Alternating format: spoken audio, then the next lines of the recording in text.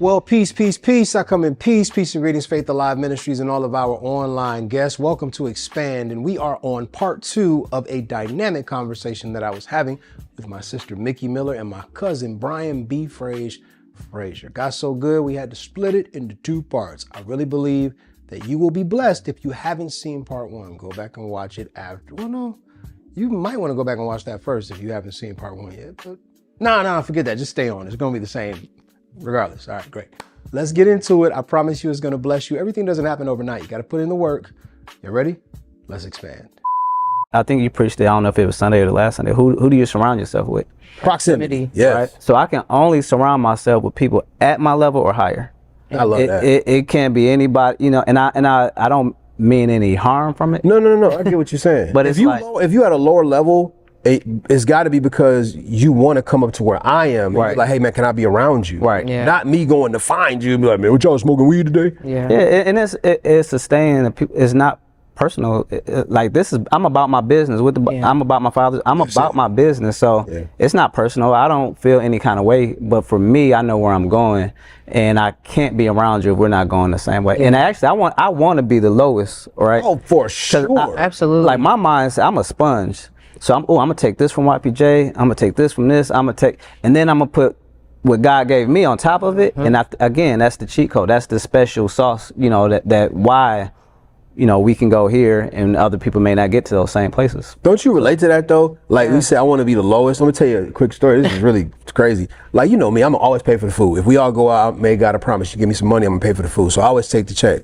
But then when I travel, sometimes I'm around multi-millionaires. And if you try to pay for their food, they feel disrespected. They respect it. So real. they're like, oh no, you ain't on my level. Yeah. But in my heart, I'm like, man, I ain't got to pay for the food. Yeah. Right. You know what I'm saying? So I'm appreciating that. When I travel with you, like you said, you will pay for all the food. So now that when I'm in a position to take a crew out, hey y'all ain't gotta pay for your food. You ain't gotta pay for this. I heard that from y'all. Like same thing. Same thing. Same exact thing. Yeah. And God blesses you for it because it's not performative. Like, and I keep using that word, but it's like you're really doing it because you do want to be a blessing, and you see it works. Grateful, and you know it works. You know it works to be good to others. It comes back to you, even if it doesn't come in the same form.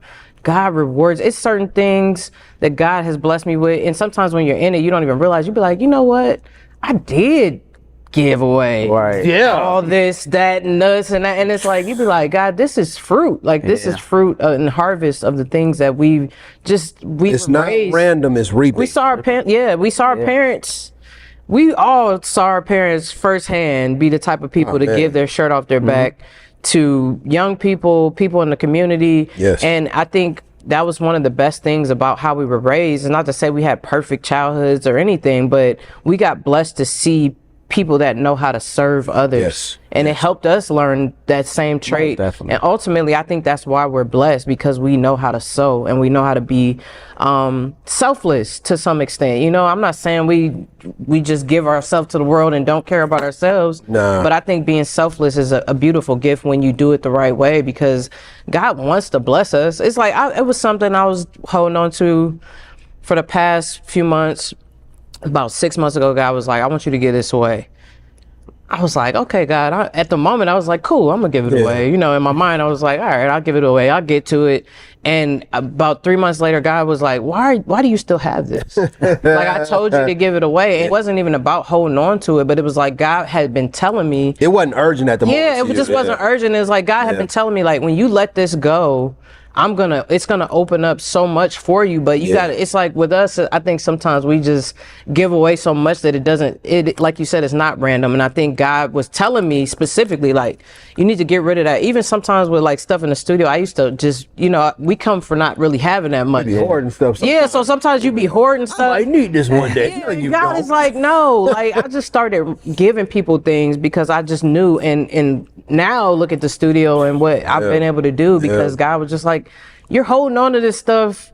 You know, even B didn't gave us lenses and dog. You know what I mean? Like, if you go around to church, a lot of this stuff, like I'll be like, you know, what do you want to do? Be like, well, I'm gonna just get a church this lens and then I'm gonna go get another one. Or shoot, when I saw Mickey was getting nice on production, She had no you got me- studio. I was like, here, this is back when the Triton keyboard was the, Yeah. that was the Still got that mark. creme de la creme. Does it work? Yes. That's crazy. And God told me one day, he's like, give your sister your Triton. And I'm like, I'm using that though. Yeah. He's like, give it to her. Now when I look at it, I'm like, I'm so glad I gave that girl that keyboard. You know what I I'm say saying? all the time, if you wouldn't have given me that keyboard, it's not to say I wouldn't have done music the way that I've been able to do it, but it like really sparked For sure. that one seed that you gave me. It sparked everything to Casio and all the different other things that came to me. I'm like, I think about it all the time, like, he never would have gave me that keyboard, I never really would have been able to produce at the magnitude that I wanted to at that time. So it's just like, you know, it's something small to us. Even with this recent thing where God was like, get rid of that.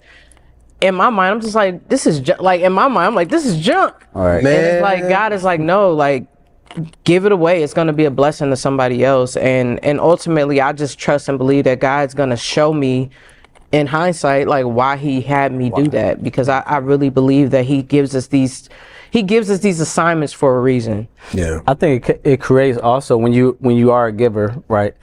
This level of expectation, right, for sure. from the people you give to. So I remember this funny story. We was on a trip, and my assistant, he know that when he go on a trip, he good, right? But I brought a new person on the trip, and he's like, "Hey, bro, just get whatever you want." B got it. I was like, "Hey," telling everybody, Hold on. Hey, that ain't how it works. Hey. Now, but that's it. That level of entitlement is crazy. But it speaks to the consistency of your doing. Yeah. So the assumption is, man, he's such a giving person. I know for sure. I mean, come on, people do that to me all the time. yeah. I take Kelly out to dinner, and Kelly and Derek, they the worst. They just walk in and start ordering 20 Escargot. Yeah, they like, because they already know they ain't paying for it. But that's just a part of being a generous person. But I thank God that over the years, regardless of the struggles we've had, he's placing us in a position to continually be a blessing. And the more people that hear that, then they start to understand we're not arrogant. We're just completely confident in what the Lord has brought us to and brought us through. And so for that, I make no apologies. Yeah, that's been my prayer this year. Just starting out the year, I said, God, make me a resource. And it's not to say that I don't need resources myself, but I really, that has been my posture. Because if you make me a resource, that means you have to bless me. You have to give me seed to sow. So I think for us, I mean, having that in us has been just one of the most fulfilling things, because it's like, man, it always comes back. It doesn't have to be in a materialistic way either. It could come back, and like you said, a young person coming up to you and being like, hey, you don't know like what this trip did for me. You don't know what your story did for me, experiencing these different things. Yeah. You know, we see it with Dad all the time, even Uncle G. Like, people always talk about how they changed their lives. I wouldn't be alive. Uncle G's funeral had me messed up because people kept telling me all these stories. I didn't know them people. Yeah. They're like, man, your uncle, man, if it wasn't for him, I'd be dead. And I'm like, dang. Like, and then they'll tell you the story.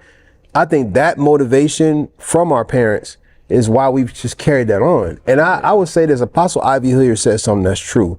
He was like, you can't even go off of the people that tell you, because you're not going to know who you influenced till you get to heaven. He said there's probably hundreds of people that from afar watched you and you didn't even see it. There's some little girl right now in Sweden that's like, Nicki Miller's my favorite artist. I'm going to play like her one day. And you don't even know. You know what I'm saying? Or B-Phrase, like, it might be somebody still listening to your raps. No. And that's like, I'm writing because of this dude. Spoofs. Like, it was a kid like, hey, man, you don't remember me, but when I was 13, we used to, and now I make content and do that, you know?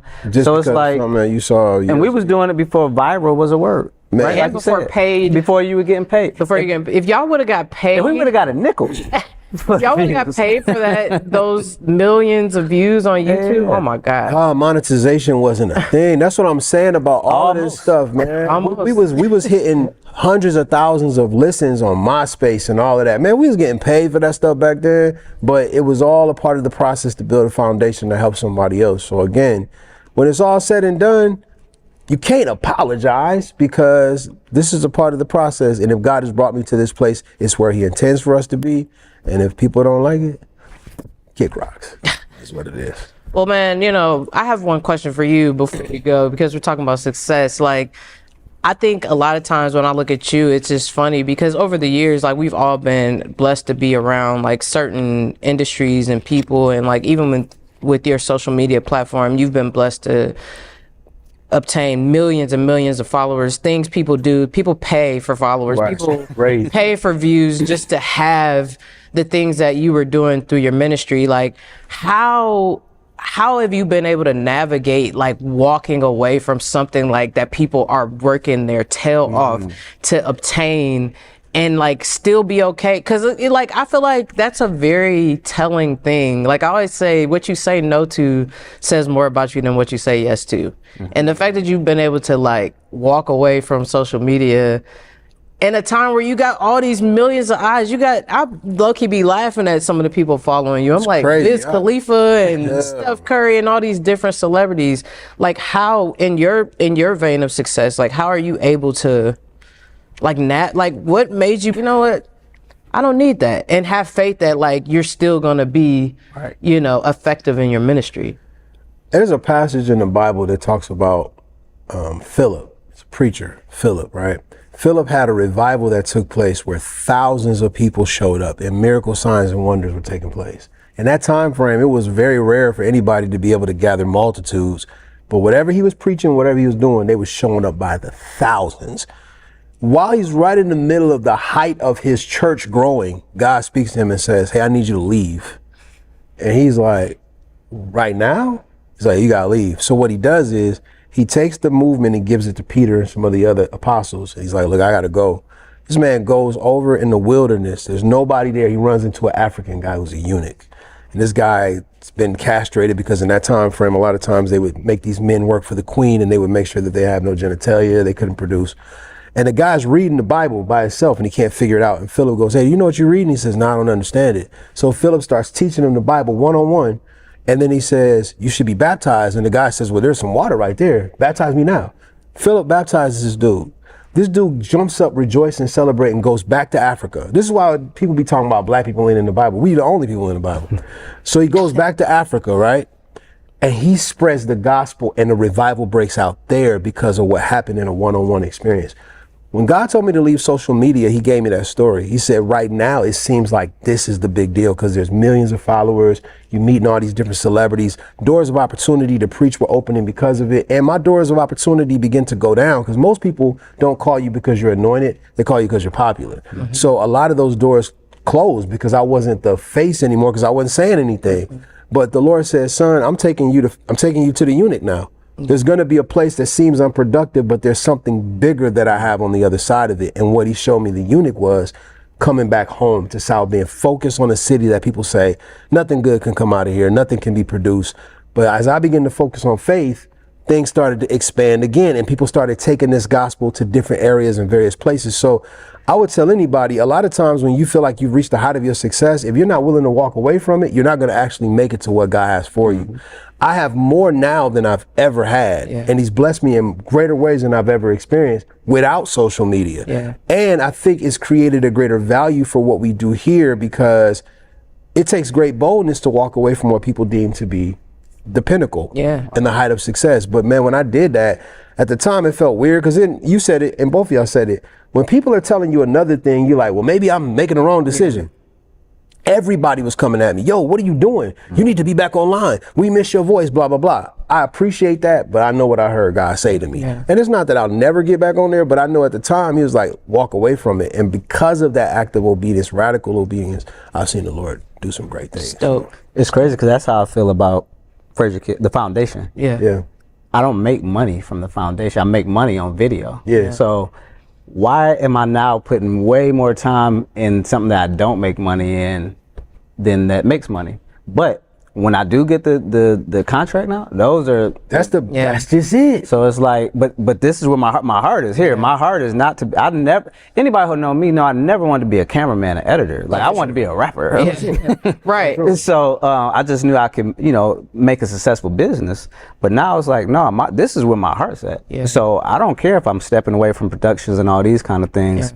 If I could do a college tour over here, if I could do a workshop over here, if I could just introduce you to a person so now you can go on your path. And nobody even has to know that, right? So it's a very similar story, but that's people don't. I respect it, man. I respect it. People don't know that when you was a kid, you had a speech impediment. Couldn't even talk. They wanted to literally cut my tongue out in kindergarten.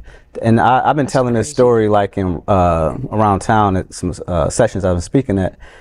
I had a speech impediment and I was short. The teacher said, if you don't get his tongue cut out, and he's already short. He's not going to be successful when he gets older because he's going to feel all the pressure of society and blah blah blah blah. My mom and dad said absolutely not. They put me in crazy. In some speech therapy. So I'm in this little trailer in the back of the school every day, like learning how to talk like appropriate. And sometimes it still pop out today.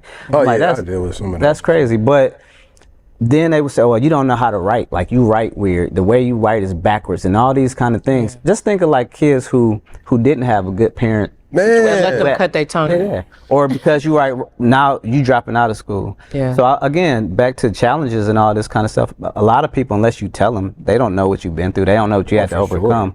So that's why you can't really pay attention to any critics, and you just keep on pushing forward. Yeah. Nah, because even down to writing, the articulation of the pen, all of that was God just showing you, you're going to be a rapper and a writer. Then this leads to you doing videography to help do production. And tell stories. To tell stories, which is all a part of it. I laugh about you. Mickey didn't want to be no keyboard player. Mickey wanted to be a drummer. But you didn't know at the time, God didn't make you, he didn't give you the gift of drumming to actually just be a drummer. You were going to make music that required you to be able to direct music as a band, etc. There's a lot of things we don't know why he has us going through this stuff until we actually reach the point where we recognize, okay, that's why I went through that. I was thinking about you drumming too, and I like yesterday. A lot of times when you start elevating in your career and things, people they'll want to keep you like where they remember you at. So what if somebody today was, "Nah, man, Mickey, I know her as a drummer." Yeah. Like even keyboard, it's like, and I still play obviously, but I know that God had told me to take a load off of your back by making sure like the sound in the church was, because it was crazy. Like during service, YPJ would be like running back to the soundboard. I'm like, and We got 10,000 members. And I'm doing yeah, I think it was Jason Nelson prophesied at one of the Safe Houses. It might have been the Safe House Revival, and he was just kind of like, you're not gonna be able to sustain if you keep trying to do everything. I'm like, God bless us with Terrell for a reason, and I'm like, I have a gift that I can help, and even if it's just for a season and I can train somebody else up, it's like I need to make sure that I am able to just lend a helping hand to the ministry in a way that takes a load off of you even, and I feel like it's helped you be able to like Oh, for sure. like not have to work. One thing people don't understand about our family as a whole, we don't wait for nobody to get something done. Oh no, yeah, we're gonna do it. We're gonna get it done. And it's really the Frasers, the Millers, a few others. When it comes to getting things done, we get it done. So when they see things, they're like, oh, they this, that. They don't know what we did to get this stuff done. No. And that level of labor. But at some point, you really do thin yourself out to whereas you just can't carry all of it by yourself. Yeah. So it's been a blessing for me, number one, to work with people that I trust. But, you know, I know it seems like it's redundant. I don't feel bad.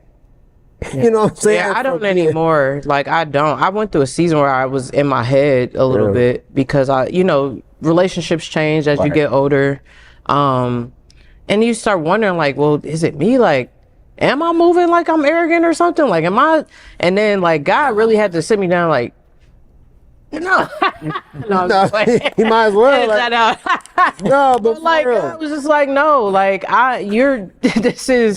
this is what it's supposed to be. And like you said, to your point of like having to choose to be in rooms where you're not in rooms or hanging around or proximity with people that like gonna make you feel bad for being good. All right. Like, oh no, that's why you like, gotta I can't travel. do that no more. I'm not finna shrink myself no more. Okay. Because that takes too much effort. That's exhausting, trying to shrink to make insecure people feel confident. Can't do Why it. is that my problem? Yeah. So Like you just gotta be. I remember one time I was in a room, and I probably like at that time definitely was the lowest in the room. But a guy spoke to me. He said, don't even look at yourself like that. He said, what I see in this room is everybody that's the dopest at what they do. So even though you look at yourself, you the dopest that we know that do this. And so it's like I think how we view ourselves and things of that nature matter That's too. how I felt going to a playlist retreat, because it's like you're in this room with all these people that are literally the architects of the industry. oh, they're the creme de la creme. Yeah, like I think about Guru. He reminds me a lot of you because you share so much, and he's one of those people that he's always a resource. Like I could ask him anything. He loves to share. Yeah. And I'm like, man, I used to sit there and be like, what am I doing here? Like, I don't belong here. And one of my friends was like, no, like, I don't think you understand, like, how we look at you. And I think sometimes you have to change the gauge of yourself even. And that will help you not be in rooms that you've outgrown. Most definitely. Man, you better believe that, because there's some places I ain't going, and I don't care how anybody feel about it. know, The reality of it Pastor is, Creighton said that, like, you couldn't pay me to go to I'm not certain going to that stuff. Because the Bible says the children of Israel, the reason why they messed up, the 10 spies, they made a comment. They said, we saw some giants in the land, and we're grasshoppers in their sight, but we're also grasshoppers in our own sight. Yeah. It ain't about how they see you. Right. It's messed up is how you see yourself. Didn't nobody tell you was no grasshopper. Right. So we've been sold this idea that humility is demeaning yourself. No, I'm not gonna do that for y'all. I'm sorry. I've worked too hard to be skilled at this level. I've practiced, I've put in the work, the 10,000 hours, all of that stuff. I did all of that. So I'm not gonna run around bragging on everything, but I'm also not going to demean myself to, again, accommodate insecure people. Yeah. It's just a part of it, man. Yo, that was a lot of fun. I really enjoyed the dialogue. It's just thought-provoking, especially when you know where people come from and how the Lord has blessed my sister and my cousin to elevate, and they're still rising. And I want to see God do great things for you as well. So stay faithful to it. It's gonna happen. Keep believing God. Don't be deterred. Trust in Him, and He will manifest what He promised. All right, y'all? If you haven't seen part 1, go back and watch it.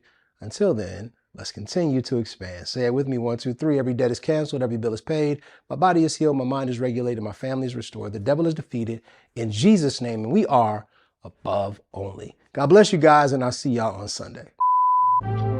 As we prepare for our offering, we want to remind you of the various ways you can give and support Faith Alive Ministries.